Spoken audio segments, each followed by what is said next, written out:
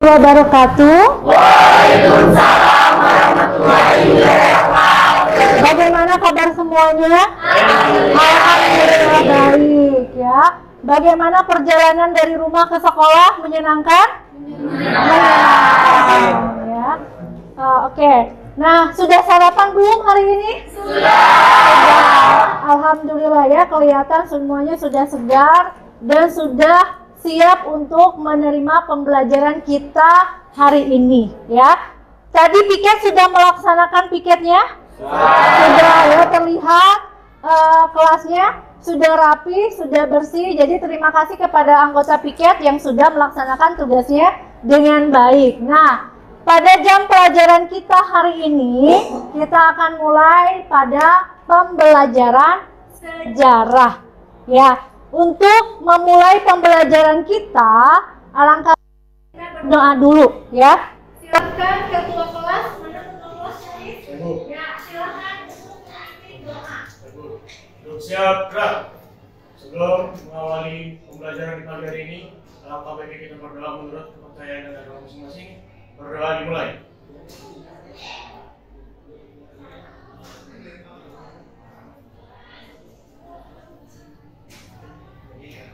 Berdoa selesai. Oke, alhamdulillah ya. Semoga kita berdoa dalam memulai pembelajaran kita bermanfaat nantinya ya. Terima kasih ketua kelas sudah memimpin doa kita hari ini. Nah, hari ini ada yang tidak hadir? Ada yang tidak hadir hari ini? Ada. Siapa yang tidak hadir? Ika sama Fidela. Ika ada? Fidela. Ada Ika dan Fidela. Berarti 2 orang ya. Nah, semoga teman kita ya, Fidela dan Ika diberi kesembuhan oleh Allah dan dapat kembali berkumpul ya dalam berkumpul belajar bersama-sama lagi di kelas. Nah, hari ini kita akan mempelajari sebuah materi. Tadi sudah ada di sini ya, sudah di layar PowerPoint-nya sudah dipasang di sini. Apa yang akan kita pelajari hari ini? Organisasi Pergerakan Nasional. Organisasi Pergerakan Nasional. Ada yang bisa memberikan ini enggak informasi sedikit tentang materi kita hari ini atau pengertian? Oke, silakan Anda. Di sini saya akan menjelaskan tentang organisasi pergerakan nasional. Apa sih yang dimaksud dengan organisasi pergerakan nasional? Ya. Organisasi pergerakan nasional adalah bentuk upaya pergerakan yang dilakukan oleh masyarakat Indonesia yang bertujuan untuk mewujudkan kemerdekaan di negara kita, yaitu negara Indonesia. Oke, kita kasih tepuk tangan dulu untuk Wanda. Iya. Oke, walaupun Wanda materi hari ini adalah baru, tapi Manda sudah bisa menjelaskan apa itu organisasi. Ya, organisasi pergerakan nasional. Ada lagi? Siapa lagi? Sudah? Hanya Manda saja? Sudah? Oke. Ya, tentang organisasi. Tapi sebenarnya Ibu akan mengingatkan kembali ya pembelajaran kita di minggu lalu. Ada yang masih ingat nggak pembelajaran kita di minggu lalu itu apa? Apa pembelajaran kita atau materi pembelajaran kita di minggu lalu? Siap? Oke, Linda, silahkan. Oke, jadi pembelajaran minggu lalu itu yaitu ciri-ciri perlawanan sebelum dan sesudah abad ke-20. Oke, adalah ciri-ciri. Terima kasih ya Linda ya. Materi kita minggu lalu kita membahas mengenai ciri-ciri perjuangan sebelum dan sesudah abad ke-20. Masih ingat ciri-ciri sebelum perjuangan sebelum abad ke-20 apa ciri-cirinya? Ada yang bisa? Oke, apalagi Linda? Oke, masih dipimpin oleh pimpinan yang karismatik. Salah satu contohnya raja, bangsawan dan lain-lain. Itu tadi ciri-ciri perjuangan sebelum abad ke-20. Setelah abad ke-20 masih ingat nggak kemarin kita bahas? Silakan Manda. Setelah abad ke-20 itu mereka mulai melakukan persatuan dan kesatuan, terus mulai tidak lagi menggunakan senjata tradisional, tapi menggunakan kayak senjata yang emang harus perlawanannya sama dengan yang perlawanan. Iya. Oke, terima kasih. Ada lagi? Tadi menggunakan senjatanya yang mulai modern. Ada lagi? Silakan Aisyah. Mungkin juga dari pergerakan masyarakat di sini itu lebih modern dibandingkan yang sebelumnya. Karena kan abad itu pasti terus berkembang ya. Jadi kalau misalnya kita terus mengikuti perkembangan yang lokal-lokal saja, mungkin bangsa Indonesia itu akan tertinggal jauh dengan bangsa-bangsa yang lain. Oke, jadi menurut Aisyah perjuangannya sudah mulai menggunakan taktik modern, ya. Ada lagi? Satu lagi?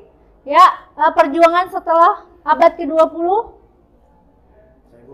Oke, silakan Nafis. Kalau menurut saya di sesudah abad 20 ini rakyat Indonesia sudah menyadari jiwa nasionalisme kepada diri sendirinya, karena rakyat Indonesia ini sudah benar-benar capek untuk dijajah untuk selamanya. Nah, maka dari itu para pejuang itu menanamkan dalam dirinya untuk memerdekakan bangsanya, karena bangsa ini tuh dibikin dan dibentuk oleh kita sendiri, bukan oleh penjajah. Penjajah hanya datang untuk merampas hak-hak kita di dalam bangsa ini. Oke, terima kasih Nafis, jawabannya keren sekali, betul ya. Kita tepuk tangan untuk kalian semua yang sudah memberikan pengetahuannya mengenai materi minggu lalu. Berarti masih ingat ya, berarti materinya masih ingat dan kalian sangat bagus sekali ya dalam penjelasan materi kita minggu lalu. Oke,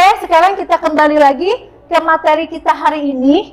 Kita akan menjelaskan tentang organisasi pergerakan nasional. Nah, itu adalah materi kita hari ini ya.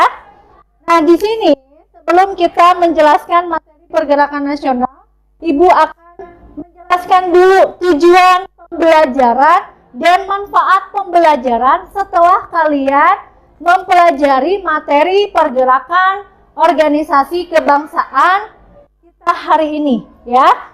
Nah, di sini di tujuan pembelajarannya nanti Ibu akan menjelaskan alur pembelajarannya, yaitu dalam proses pembelajaran dan menggali informasi melalui diskusi. Kalian sebagai peserta didik itu diharapkan mampu menganalisis bentuk-bentuk perjuangan organisasi ya, pergerakan kebangsaan periode awal, periode politik dan radikal dengan benar. Itu adalah tujuan pembelajaran yang akan kita laksanakan hari ini ya. Setelah itu dalam tujuan kalian juga punya manfaat dalam pembelajaran kita pada hari ini. Nah, manfaat kita yang pertama, kalian akan mengetahui peristiwa bersejarah. Oke, itu adalah tujuan dan manfaat pembelajaran ya. Nah, di sini ada peta konsep. Nah, sebelum itu kalian harus tahu dulu ternyata organisasi pergerakan nasional itu tadi kan sudah disebutkan di tujuan pembelajaran ya. Ada periodenya, ada babakan-babakannya, ya. Ada periodenya, periode dibagi menjadi berapa di sini? 3. Oke, menjadi periodenya dibagi menjadi 3. Yang pertama apa? Periode awal. Siapa organisasinya? Islam. Terus yang kedua? Periode politik. Siapa apa organisasinya? Terus yang ketiga? Periode radikal apa? Indonesia. Nah, ini adalah periode-periode dari organisasi pergerakan nasional yang akan kalian dan kita pelajari hari ini, ya.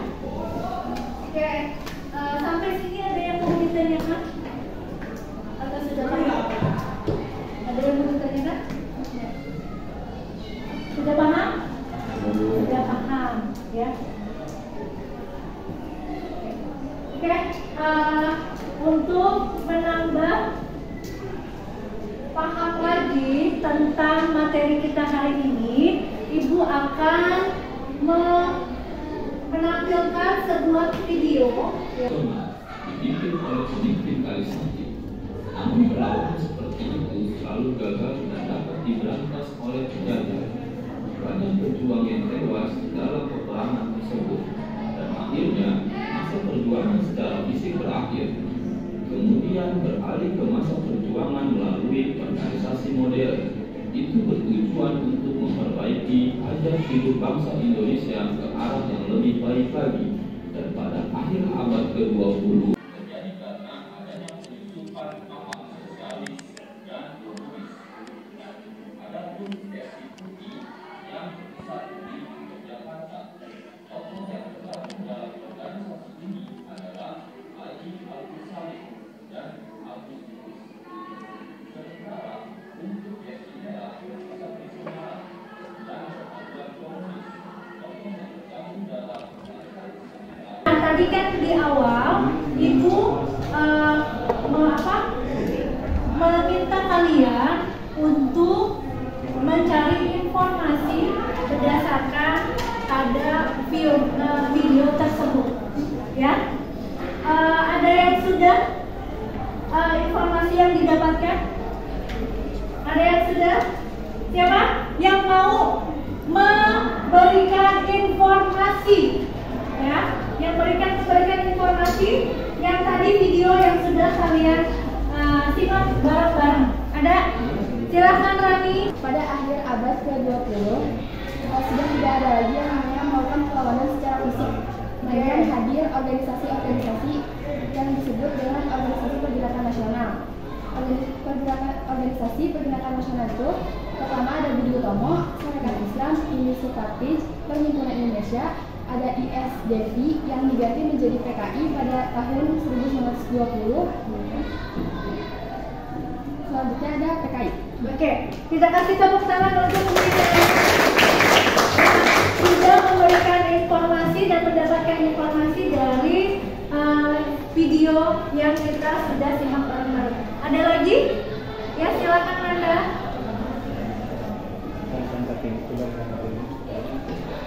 Dari video tersebut yang saya dapatkan di sini ada dua faktor, yaitu faktor internal dan faktor eksternal. Ya. Nah, dari faktor internal tersebut ada yaitu penderitaan rakyat yang berkepanjangan akibat penjajahan. Ya. Terus yang kedua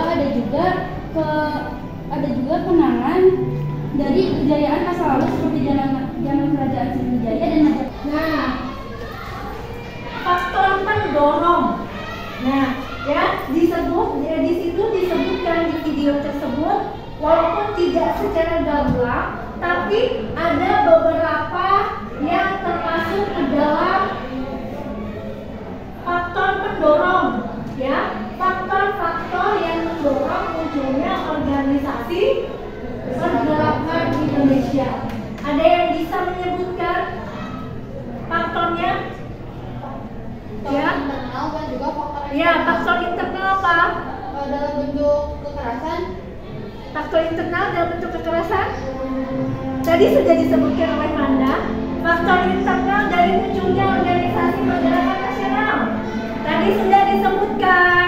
Ayo, munculnya kaum terpelajar. Oke, keren. Apalagi? Apalagi? Tadi munculnya kaum terpelajar. Kondisi sosial, politik, ekonomi, Oke, kondisi sosial, politik, ekonomi yang parah akibat penjajahan. Nanti kan sesuai dengan tujuan pembelajaran di awal, kita akan melakukan diskusi. Ya, berarti dalam diskusi itu ada kelompok-kelompok. Ibu sudah membagi kalian ke dalam 6 kelompok. Ya, masing-masing kelompok itu ada 4 orang. Nah, dari mana Ibu bagi kelompoknya? Ibu bagi kalian ke dalam kelompok itu berdasarkan pada hasil asesmen awal yang kemarin atau minggu lalu sudah kalian lakukan atau kalian kerjakan. Dan kemudian kelompoknya nama-namanya sudah Ibu share di grup WA kelas. Ya, itu nanti setelah Ibu memberikan kegiatan kita hari ini, nanti silakan kalian langsung duduk dengan kelompoknya masing-masing. Nah, setelah itu kita lakukan diskusi. Ibu akan menampilkan satu masalah yang terkait tadi adalah tantangannya, ya. Kemudian setelah itu kalian melakukan presentasi per kelompok, ya. Presentasinya maju ke depan, ya, semua anggotanya. Setiap anggota lain nantinya jika ada kelompok lain yang mau presentasi, silakan bertanya. Setelah itu kita atau kelompok yang presentasi menarik kesimpulan, ya. Seperti itu, paham ya diskusi kita hari ini. Kemudian selain itu pasti ada penilaiannya, ya. Penilaiannya ini Ibu akan lakukan 3 penilaian, yaitu tadi penilaian diskusi, ya. Yang kedua penilaian presentasi, dan yang ketiga adalah penilaian formatif secara tertulis. Oke, ya, sampai sini sudah paham? Paham. Sekarang silakan kalian nanti isi, ya, isi di LKPD ini. Silakan kalian amati baik-baik dengan kelompoknya, ya, bagaimana langkah-langkah yang ada di LKPD ini. Silakan kalian ikuti langkah-langkahnya, ya. Kalian ikuti langkah. Ibu akan menjelaskan. Nah, kalian mau diskusi apa sih hari ini, ya? Oke, kita kembali ke sini ke materi. Tadi kan menyinggung tentang hambatan yang dirasakan oleh organisasi perjuangan, ya. Kita dahulu. Nah, sekarang kalian diskusikan dari hambatan itu bagaimana perjuangan organisasi pergerakan nasional dalam apa? Mewujudkan kemerdekaan. Oke, sambil Ibu memberikan info apa LKPD-nya, nanti Ibu juga memberikan organisasi apa yang akan kalian bahas dan diskusikan dengan teman kelompok 1 mana? Oke, kelompok 1 membahas tentang Budi Utomo.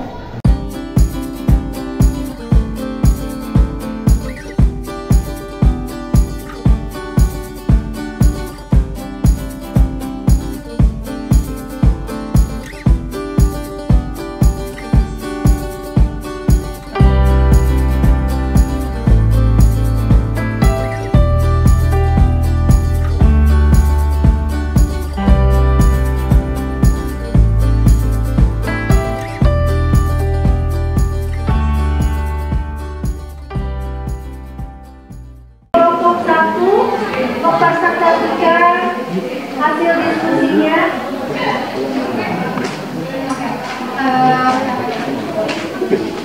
Assalamualaikum warahmatullahi wabarakatuh. Waalaikumsalam warahmatullahi wabarakatuh. Sebelumnya izin memperkenalkan diri, saya Aisyah Raditya Zara. Saya berperan sebagai ketua kelompok dari kelompok 1 yaitu Budi Utomo. Dan ini nama anggota kelompok saya.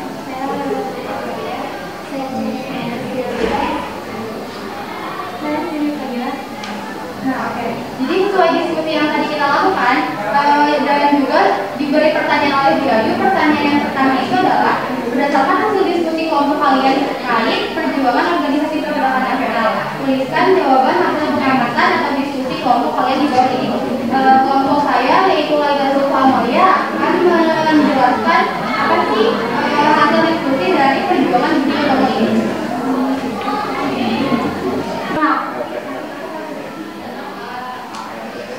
Nah, dari kesimpulan yang telah kelompok saya lakukan adalah, jadi berdirinya Budi Utomo itu menjadi kebangkitan nasional bangsa Indonesia untuk mencapai kemerdekaan sekaligus penanda perkembangan nasionalisme bangsa Indonesia. Budi Utomo adalah organisasi yang didirikan pada tanggal 20 Mei 1988 oleh Dr. Sutomo dan para mahasiswa Soviet. Lalu nama organisasi ini diusulkan oleh Soraji dan semboyannya adalah Indi Foris atau India Maju dan Java Foris atau Jawa Maju. Budi Utomo sendiri terdiri atas kata Budi yang berarti peramai atau rakyat dan Utomo yang berarti baik atau luar. Jadi Budi Utomo dapat dimaknasi sebagai perkumpulan yang akan mencapai sesuatu berdasarkan perkumpulan budi dan kebaikan peramai atau rakyat. Dan juga tujuan Budi Utomo adalah memperoleh kemajuan yang harmonis bagi nusa dan bangsa. Segitu saja yang dapat kelompok saya presentasikan. Sebelumnya ada pertanyaan?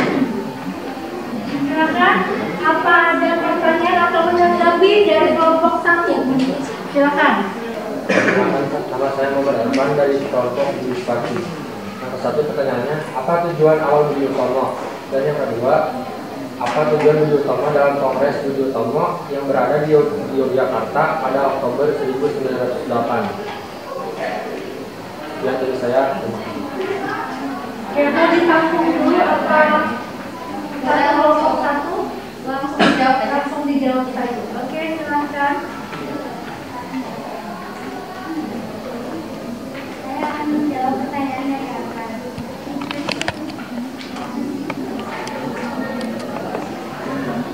Tujuan awalnya hanya ditunjukkan pada kelompok tertentu, namun karena perkembangannya yang Tanya Budi Utomo, organisasi Budi Utomo sendiri mengharapkan jika untuk apa ya kayak pendidikan di Indonesia itu semakin maju karena melihat dari yang sebelum-sebelumnya itu pendidikan di Indonesia itu sangat rendah, jadi Budi Utomo sendiri mengharapkan Nanti tepuk tangan dulu untuk kelompok satu.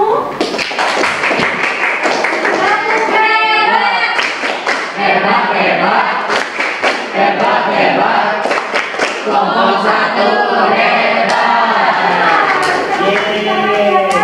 Ditutup dulu. Oke, sekian presentasi dari kelompok kami. Kurang lebihnya mohon maaf. Wabillahi taufiq wal hidayah. Wassalamualaikum warahmatullahi wabarakatuh.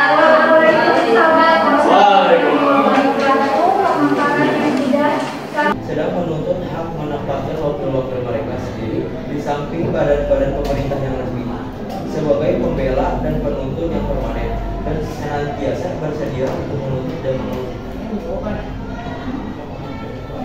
organisasi pergerakan termasuk Serikat Islam.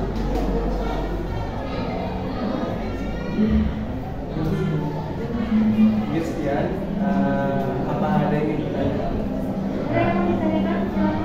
Sebelumnya maaf menanya, saya Faisal dari kelompok 6 atau PRI ingin bertanya untuk menjawab segala bukan partai politik dan bukan partai yang menghendaki revolusi. Jadi seperti tujuan awalnya itu tadinya itu kan nama Serikat Islam itu kan Serikat Dagang Islam ya.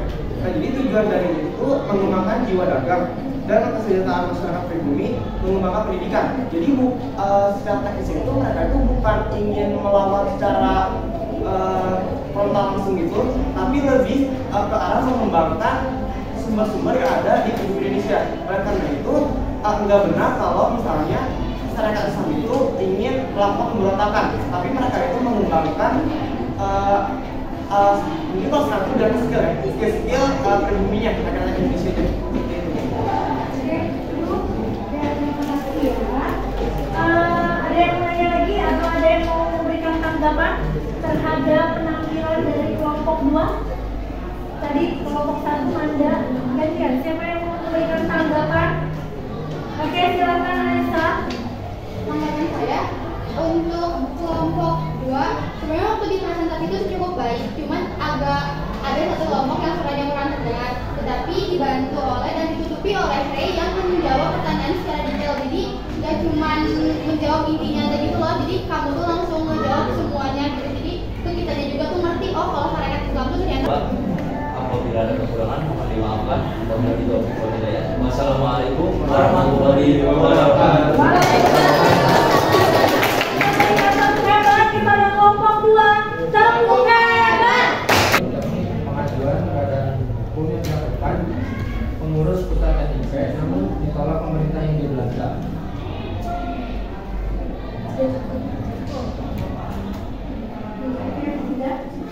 Siapa dari kalian yang memberikan tanggapan? Yang memberikan tanggapan terhadap kelompok 3 yang tadi sudah silakan.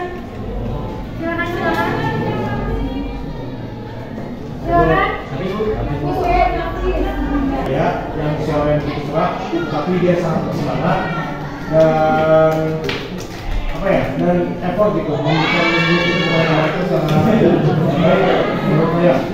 Dan Arfan, Asep dan Devi dan sebagainya juga itu mengeksplain atau menjelaskan itu sangat baik dan lebih menjelaskan kita, dan kita juga tidak perlu banyak bertanya karena sudah terjawab semaksimal mungkin. Mungkin itu saja bisa saya jawab.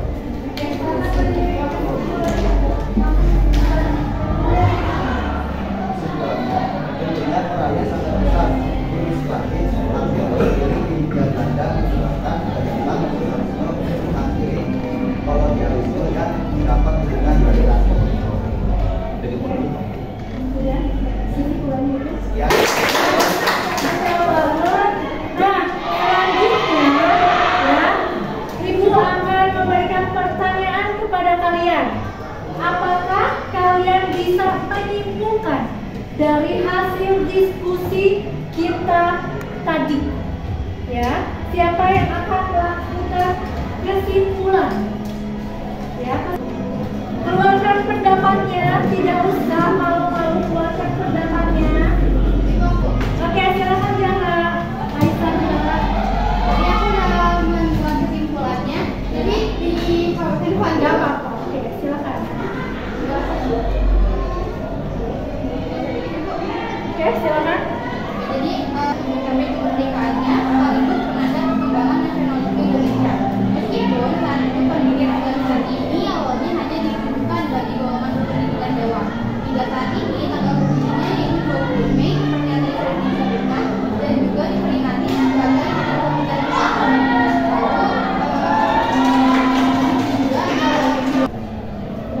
Oke, terima kasih. Kita beri tepuk hebat untuk Bapak. Tepuk hebat.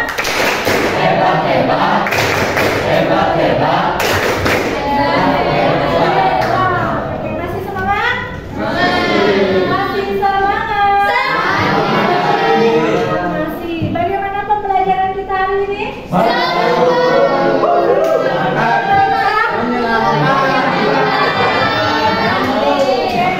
Nah, tadi Jana sudah memberikan kesimpulan ya tentang diskusi atau hasil presentasi dan diskusi kita hari ini ya tentang organisasi. Nah, Ibu tadi sudah mengatakan di awal pas pembagian diskusi ya kita akan melaksanakan 3 penilaian. Yang pertama penilaian diskusi yang sudah dilakukan oleh kalian ya. Yang kedua adalah penilaian presentasi dan yang terakhir atau yang ketiga adalah penilaian formatif atau tes formatif. Nah, tes formatifnya Ibu akan membagikan soal kepada kalian.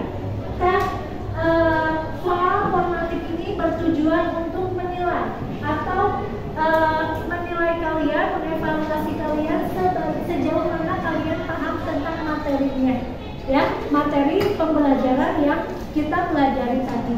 Ibu akan membagikan per kelompok, tapi silakan kalian menuliskan isinya melalui buku tulis masing-masing. Ya, silakan. Ya, formatifnya ditulis.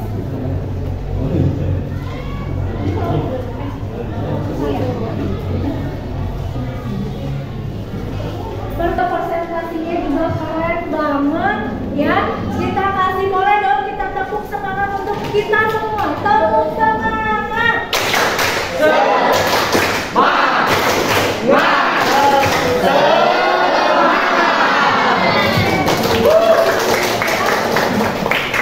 Terakhirnya tadi tepuk semangat dan terakhirnya tepuk semangat.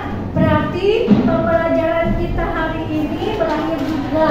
Besok atau minggu depan kita akan mempelajari kembali materi yang masih ada sambungannya dengan pergerakan organisasi, tapi mengenai organisasi Sumpah Pemuda.